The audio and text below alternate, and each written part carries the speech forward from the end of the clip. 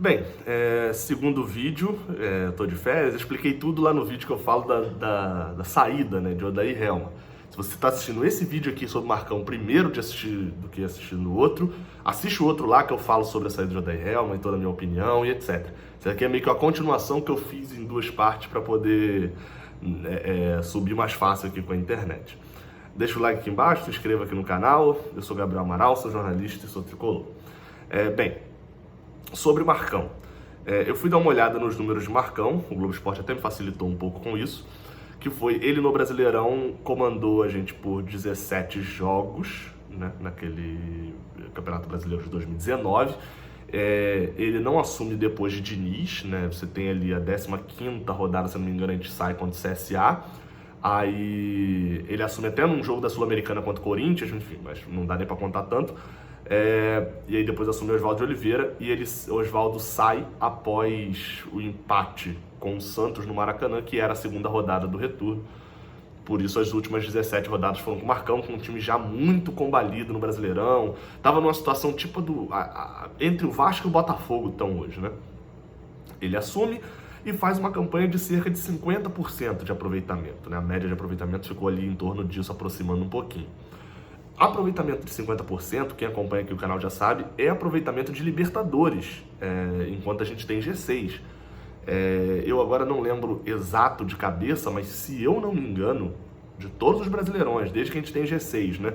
Esse é o 5º Brasileirão, é desde 2016 que a gente tem 16, 17, 18, 19, esse é o quinto, seria o 5º Brasileirão. Dos outros 4, se eu não me engano, todos os times que tiveram 50% de aproveitamento foram para pelo menos a pré-Libertadores. Então, o aproveitamento de Marcão ano passado, jogando um turno inteiro, né, ele só não jogou contra Goiás e Santos, foi um desempenho de classificação para Libertadores. Então, Marcão, é esse Marcão que assume o time agora. É um Marcão que teve um desempenho de Libertadores, mas é um Marcão que é muito conhecido e é muito dito isso, de que é o parça, é o amigão dos boleiros e etc. O que não necessariamente agrada a quem queria a saída de Odair Helma. Vamos lembrar, no ano passado o Marcão, ele vem depois de Oswaldo, mas ele bebe muito mais no que o time tinha treinado até agosto. O time treinou até agosto com o Fernando Diniz, ele vai buscar muito dos conceitos de Fernando Diniz, e isso fica muito claro no jogo contra o Grêmio no Maracanã, depois tem o jogo contra o Botafogo também. Enfim, tem ali uma série de jogos ali no início que ele vai buscar muito lá de Diniz até conseguir chegar no meio termo. Já que quando o Diniz estava no início do ano, o Diniz tinha Everaldo, Luciano e Johnny. Na mão dele só tinha sobrado Johnny Gonzalez. Então ele tem que adaptar com o Marcos Paulo no ataque. Mas também é importante a gente lembrar que de todos os jogos do Brasileirão do ano passado, todos os 38 jogos, a gente pode listar entre as melhores partidas uma que não foi sob o comando de Marcão, talvez, nas melhores partidas, que é o jogo contra o Cruzeiro. Talvez tirando esse, você vai citar ali um ou outro, uma vitória com o Inter, a derrota por Botafogo, a gente massacrou muito o Botafogo, mas perdeu. Com o Oswaldo, então, você não tem atuação nenhuma decente, e com o Marcão você tem várias. Tem a do São Paulo, tem essa do Grêmio que eu citei, que foi um erro numa falha individual que a gente tomou o gol. Enfim, vai ter uma série de atuações seguras do Fluminense também. Mas não foi um primor. Existe um ponto que pro ano passado, a gente precisava de um treinador que fizesse pontos suficientes para a gente escapar. Nesse ano, com a saída de Odair Helma, eu confesso que assim, o primeiro pensamento que eu tive foi: só pega a Libertadores se a gente tiver um G muito, e ainda assim o grupo ficar muito fortalecido ainda. Porque a quantidade de jogos que ainda faltam, nesse ano passado faltavam 17, esse ano faltam 14 jogos. E se Marcão repetir o desempenho que teve no ano passado, de 50%, né, ficando aí nessa faixa aí, a gente chega a 60 pontos. A gente faria 21 pontos, né, fazendo 1,5 ponto por rodada, né, seria a lógica, seria essa dos 14 jogos que faltam. E fecharia com 60 pontos, o que provavelmente daria uma vaga na Libertadores pra gente. Ok. Mas a ciência não é exata. O Brasileirão de 2019 não é o Brasileirão de 2020. E com esse perfil de Marcão, apesar dele estar sempre junto ali, eu não duvidaria que a gente voltasse a alguns problemas. Muriel de volta no gol. Não duvidaria que isso acontecesse. com o Marcão, e principalmente contra o Vasco agora com o Muriel mais recuperado. A manutenção de Nenê, isso também, ano passado, vamos lembrar, Marcão chegou a colocar Nenê no banco em alguns jogos, mas em alguns jogos ele forçou também Ganso e Nenê juntos. Ano passado o Ganso estava bem melhor do que Nenê, né? Na reta final ali do ano principalmente. Ele forçou os dois juntos, até porque tem essa fama.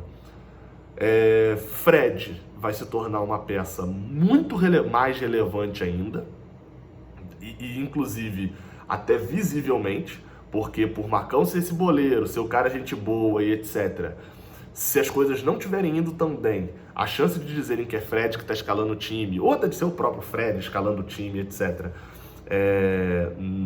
é considerável, ou seja, isso pode pesar o clima também, assim como o clima pode ficar muito leve, no sentido de, treinador, gente boa, que o grupo gosta, a torcida gosta de Marcão também, né? Tem uma predisposição a gostar de Marcão, talvez não goste dele como treinador, mas gosta do cara também. Isso pode virar muito ao contrário também, né? Outro ponto jogadores que estavam, entre aspas, com o Odair Helma esquecidos, podem voltar a ganhar chances. E aí, a Bia até me mostrou um meme. De quem que era aquele cara? O cara do meme de Miguel. Que era um cara comemorando, paz. É o flamenguista, né? É um flamenguista. Então não preciso falar não. Um cara lá que tem um meme lá, não sei o que, do Flamengo, que parece que postaram e, tipo assim, o cara comemorando, finalmente em paz, finalmente livre, olha a felicidade, etc. Disseram que era Miguel. E realmente, né? Miguel talvez volte a ser lembrado pelo treinador, já que com o Odair tinha essa questão de o Odair Helman não achar muito e etc, que ele tinha corpo.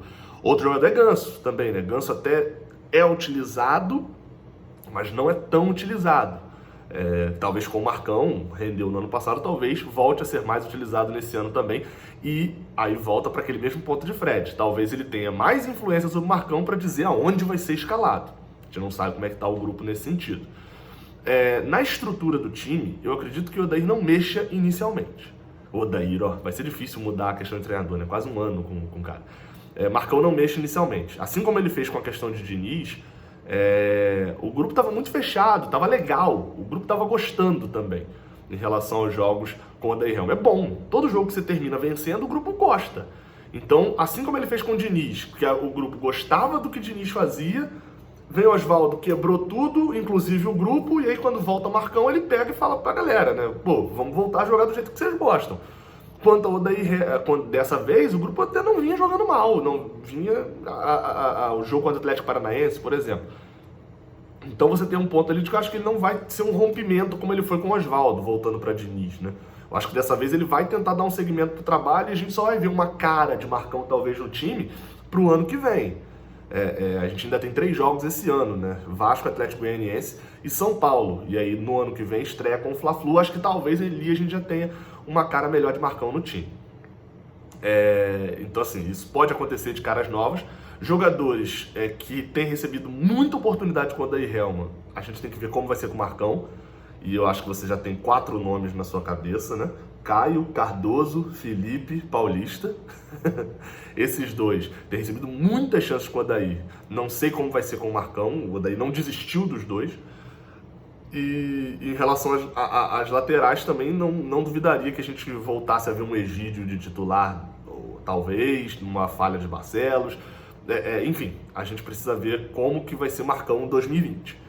Mas tem pelo menos alguns argumentos e algumas informações aí pra vocês também, beleza? Acho que acertamos, tá? Porque sobre outro treinador, eu sei que você pode não gostar de Marcão e etc, mas vai na minha. A galera que contratou Oswaldo Oliveira tá toda lá ainda. Mas era o Celso Barros que saiu. O Celso Barros indicou, o Mário assinou. E o Angione aprovou. Então assim, apagou a luz pra acabar o vídeo. Então assim, a chance de vir. Você tá aí querendo Lisca? Você tá aí querendo Thiago Nunes? Tá aí sonhando com um treinador. A chance de vir Zé Ricardo, mas era gigantesca.